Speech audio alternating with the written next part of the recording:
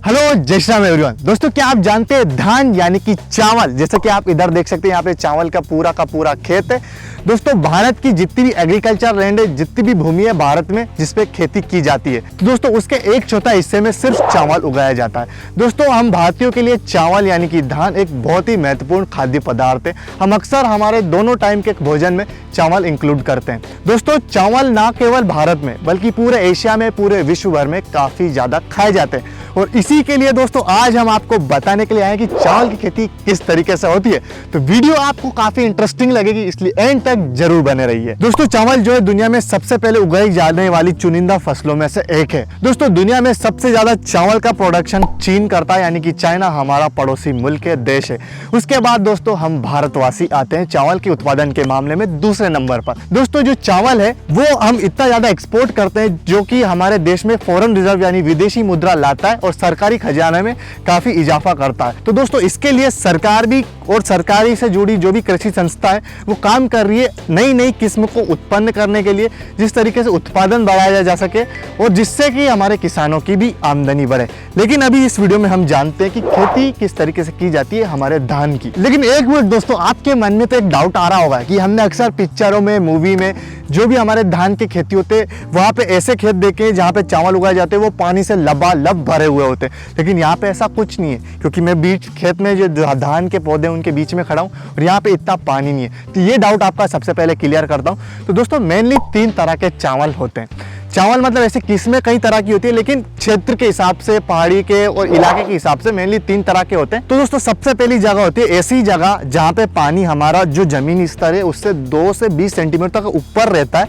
2 से या 20 इंच तक ऊपर रहता है। तो वहाँ पे दोस्तों चावल की खेती की जाती है। रोपाई के माध्यम से पहले पौधा तैयार करके उस तरीके से हमारा पौधा लगाया जाता है। फिर एक और दूसरी जगह होती है जहाँ पे पानी और भी ज्यादा भरा होता है, मतलब काफी ज्यादा पानी होता है, लगभग 50 सेंटीमीटर तक का पानी होता है। तो वहां पे क्या करते हैं दोस्तों, आपका जो चावल रहता है, कई सारी ऐसी बीज आती है जो तैरते हुए चावल, उसमें भी बुआई होती है और उसकी रोपाई भी की जाती है। और एक होता है पहाड़ी चावल, जैसे कि आप यहाँ पे देख सकते हैं। यहाँ पे आपको थोड़ा पहाड़ी एरिया देखने को मिल रहा होगा, पीछे इसके पहाड़ देखने को मिल रहे होंगे बाउंड्रीज के पीछे।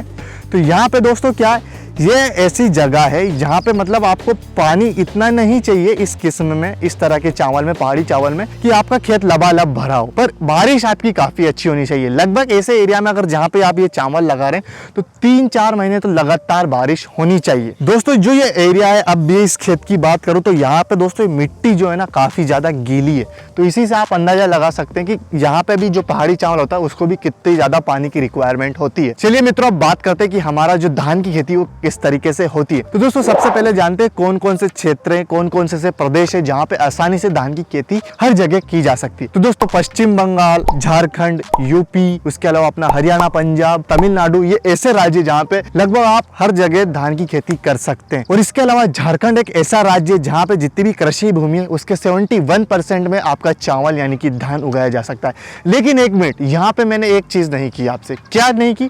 कि ये जो खेत है ये मध्य प्रदेश में, मध्य प्रदेश का तो मैंने नाम ही नहीं लिया। तो दोस्तों ऐसा है कि आपको एरिया भी देखना पड़ता है कि कहाँ पे कितनी ज्यादा बारिश होती है। अब ये थोड़ा थोड़ा पहाड़ी इलाका है, इंदौर के पास है, यहाँ पे आपको आजू बाजू पहाड़ देखने को मिल जाएंगे, बारिश भी ठीक ठाक होती है। तो अगर ऐसी भूमि है तो वहां पे भी कर सकते हैं। देख सकते हैं कितनी अच्छी धान की फसल होती है। वैसे ये जो खेत है और आजू बाजू भी कई सारे खेत है जहाँ पे धान लगाया रखा है यहाँ पे, तो इसको बेचने के पर्पज से नहीं है, घर पे उपयोग करने के पर्पज से लगाया गया है। यहाँ के जो ओनर है उनसे हमारी बात हुई थी, वो वीडियो में नहीं आए, लेकिन उनसे जब बात हुई तो हमें पता लगा उनके पास आज से 55, 7, 10 साल पुराने तक चावल है। मतलब इतने साल पुराने चावल का स्टॉक पड़ा हुआ है जो उन्हीं के खेत का है। और उनका कहना है कि जितना ज्यादा पुराना चावल होता है वो खाने में उतना ही स्वादिष्ट लगता है। दोस्तों अब चलिए बात करते हैं कि इसकी फील्ड प्रिपरेशन यानी कि खेत की तैयारी किस तरीके से की जाती है अगर आप चावल की खेती करना चाहते हैं तो। और नहीं भी करना चाहते हैं तो देखो यार, क्योंकि आज के युवा को ऐसी वीडियो देखना चाहिए, तभी तो आपको पता लगेगा ना। क्योंकि हम जैसे युवाओं को तो पता ही नहीं कि खेती किस तरीके से होती है। आजकल मतलब कितने ऐसे युवा है जिन्होंने खेत में कभी कदम नहीं रखा है। तो देखो यार किस तरीके से आपको भी काफी कुछ सीखने को मिलेगा। तो दोस्तों चलिए बात करते हैं, मेन टॉपिक पे आते हैं, फील्ड प्रिपरेशन का। तो दोस्तों आपको सबसे पहले जिस भी खेत में आप बुआई कर रहे हैं उसको दोस्तों काफी अच्छी तरीके से गहरी जुताई करनी चाहिए, जिससे अपने जो पुरानी फसल के अवशेष है वो मिट जाए, खत्म हो जाए। इसके बाद दोस्तों क्या करना चाहिए, खेत में पानी चला देना चाहिए, जिससे क्या होगा, जितनी भी कुछ घास फूस खरपतवार उगेगी वो भी अगली बार हम कल्टीवेटर चला के नष्ट कर देंगे। हमारा दोबारा जो भी मतलब एक और बार जुताई करके नष्ट हो जाएगी। इसके बाद क्या करते हैं, फिर से एक बार पानी चला के, या फिर पानी भी नहीं चलाना चाहें आप, कल्टीवेटर चला के मेड़ बना दो। अगर आप ऐसी जगह कर रहे हैं जहाँ बारिश ज़्यादा होती है खेत में, और ऐसी किस्म का चुनाव कर रहे हैं जहाँ पे खेत में पानी भरा होना चाहिए, तो वहाँ पे क्या करो, मेड़ बनानी चाहिए, जिससे खेत में जो बारिश का पानी है वो लंबे समय तक रुके। तो ऐसा करना आपको चाहिए, मेड़ बना देनी चाहिए। इसके अलावा अगर आप खाद के रूप में अगर ऑर्गेनिक फर्टिलाइजर बताऊं, तो अगर आप जब धान लगा रहे हैं तो उससे पहले अगर आप ढेंचा यानी कि ग्रीन कंपोस्ट जो ढेंचा होता है हमारा, वो अगर आप लगा देंगे, उसका कर लेंगे, तो काफ़ी अच्छा रिजल्ट आपको आपकी धान की खेती में देखने को मिलेगा। इसके अलावा दोस्तों, अब जब भी आप प्लांटेशन करने वाले हैं, हमारी पौधे को बोने वाले हैं, लगाने वाले हैं, तो उससे एक हफ्ते पहले आपको खेत को सिंचित करना चाहिए, पानी भर लेना चाहिए, तैयार कर लेना चाहिए। लेकिन दोस्तों, जैसे कि हर बच्चे का हर सब्जेक्ट में इंटरेस्ट नहीं होता है, उसी तरह हर खेत हर कोई सी फसल के लिए नहीं होता है। तो धान की खेती के लिए, चावल की खेती के लिए कौन सा खेत, कौन सी मिट्टी उपयुक्त रहेगी, उसकी बात करते हैं। तो दोस्तों, सबसे पहले पीएच की बात करते हैं। आपकी कौन सा परफेक्ट पीएच होता है, कौन सा लेवल सही रहता है। तो दोस्तों 5.5 से 6.5 के बीच का जो पीएच होता है, अगर आपकी खेत की मिट्टी का इतना पीएच है तो काफी परफेक्ट माना जाता है, जबरदस्त माना जाता है। हालांकि वो अलग बात है कि 4 से 8 के बीच में जो भूमि का पीएच होता है, वहां पे भी धान उगाया जा सकता है। लेकिन अगर 5.5 6.5 के बीच में, तो वो एकदम मतलब चकाचौंध, मतलब हाँ समझ जाओ। बात करें मिट्टी की, तो मिट्टी किस तरीके से होनी चाहिए, तो भुरभुरी दोमट या फिर जो मलोई दोमट होती है वैसी मिट्टी होनी चाहिए। और एक बात का ध्यान रखना चाहिए कि ऐसी मिट्टी हो जिसकी वाटर होल्डिंग कैपेसिटी काफ़ी ज़्यादा होनी चाहिए, यानी कि पानी धारण करने की क्षमता काफ़ी ज़्यादा होनी चाहिए।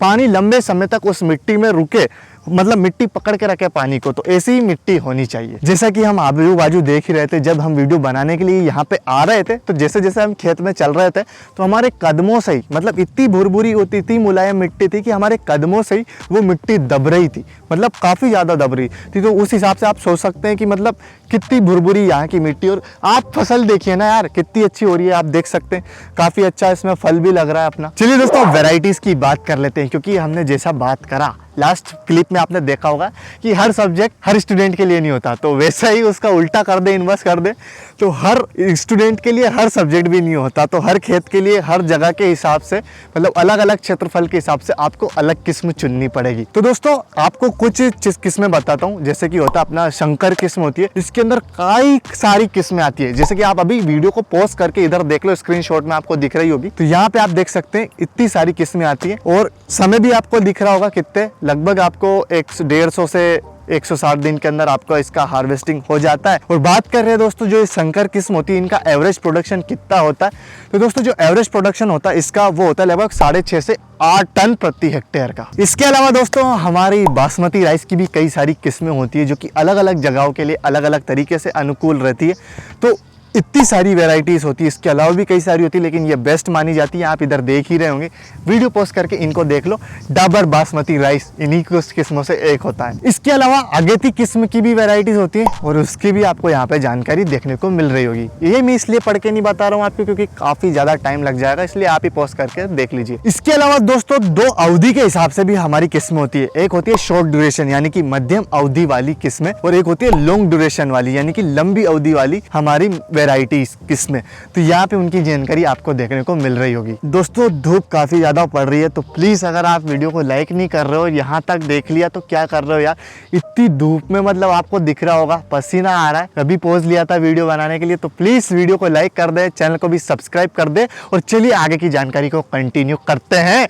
तो दोस्तों चलिए अब बात करते हैं हम बुआई के बारे में। मतलब दोस्तों, 2 तरीके से बुआई होती है हमारे चावल की। एक तो आप पहले नर्सरी तैयार करते हैं, फिर आप पौधा रोपण करते हैं, मतलब एक एक पौधा लगाते हैं। वो कहाँ किया जाता है, जहाँ पे आपके मतलब पानी ज्यादा भरा होता है, खेतों में पानी भरा जाता है। इसके अलावा ऐसे भी कई सारे बीज आते हैं जहाँ पे पानी भी भरा हो तो भी बीज आप लगाओगे तो भी उग जाएगा, वो तैरते तैरते उग जाएगा, जैसा कि मैंने वीडियो के स्टार्टिंग में आपको बताया था। और दूसरा तरीका क्या है दोस्तों, जैसे पहाड़ी क्षेत्र जहाँ पे पानी इतना नहीं भरा रहा है, तो यहाँ पे दोस्तों सीड ड्रिल जो होती है, सीड ड्रिल मशीन, उसके थ्रू यहाँ पे प्लांटेशन किया गया। आप देखेंगे ना, अगर इस तरीके से मैं कतार देख पा रहा हूँ, तो इतने सिस्टमेटिक वे में आपको लाइंस एकदम स्ट्रेट लाइंस देखने को मिलेगी, क्योंकि यहाँ पे सीड ड्रिल के थ्रू बुआई की गई है। लेकिन दोस्तों, उचित विधि यही रहती है कि आप सीड ड्रिल से ना बोकर ऐसी जगह भी है तो भी वहाँ पे आप रोपाई करें, बीज को मतलब ऐसे ऐसे लगाएं, प्लांट को लगाएं, मतलब उसका प्लांटेशन करें नर्सरी तैयार करके। चलिए अब बात कर लेते हैं नर्सरी किस तरीके से तैयार करते हैं। तो दोस्तों नर्सरी तैयार करने के लिए आप जो बीज जो भी किस्म यूज़ कर रहे हैं अपने साल की, जो हमारे इधर मालवा में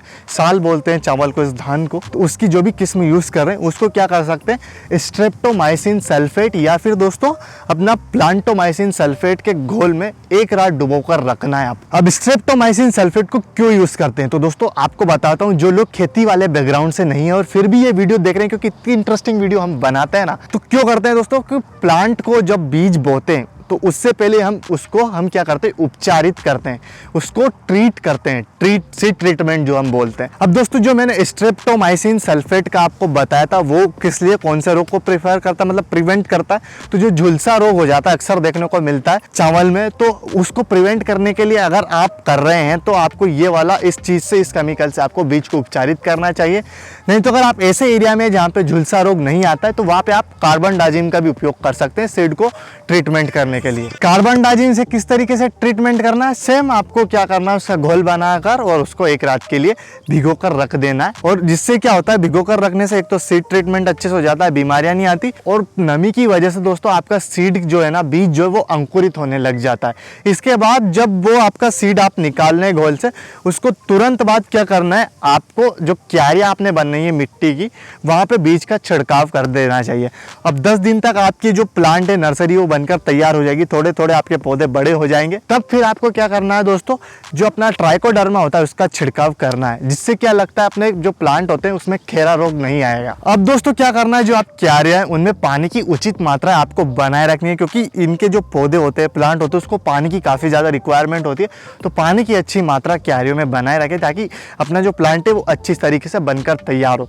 अब लगाने के 1 से 1.5 महीने में आपका पूरा प्लांट मतलब पौधारोपण के लिए तैयार हो जाता है। तो आपको क्या करना है, 1 से 1.5 महीने का जब प्लांट हो जाए तो खेत में लगा देना है, खेत में चौप देना है। लेकिन एक बात का ध्यान रखें, जब आप अपनी जो नर्सरी से जहाँ की वो क्यारी है उससे पौधों को वहाँ पे उखाड़ें, उससे पहले वो पौधे वहाँ पे उन क्यारियों में अच्छा खासा पानी भर देना चाहिए ताकि आसानी से आपके पौधे निकल आए। मित्रों गर्मी काफ़ी ज़्यादा, इसलिए लाइक शेयर सब्सक्राइब करना ना भूलें यार। इतनी मेहनत करें, इतने ज़्यादा एफर्ट लगा रहे हैं तो आप भी तो हमारे परिवार का ही हिस्सा है, तो प्लीज़ परिवार को बड़ा करने के लिए प्लीज़ वीडियो को शेयर करें। आप दोस्तों मतलब अभी तक देख रहे हैं, वीडियो आपको पसंद आ रही, इतनी सी भी आपको वैल्यू मिली हो और हमारे काम की अगर आपको कदर हो तो अभी आप कम से कम 10 लोगों को व्हाट्सएप पे शेयर जरूर करेंगे इस वीडियो को।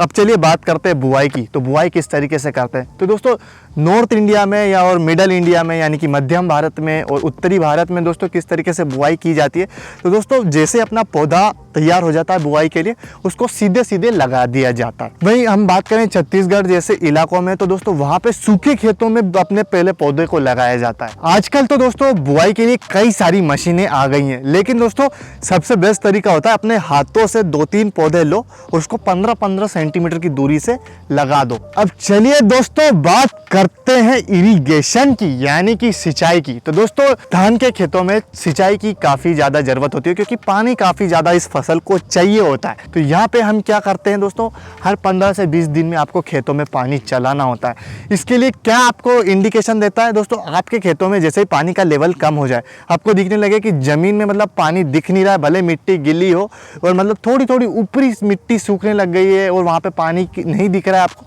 तो आपको तुरंत बिल्कुल भी 1 सेकंड भी वेस्ट नहीं करना है और मोटर चला देनी है।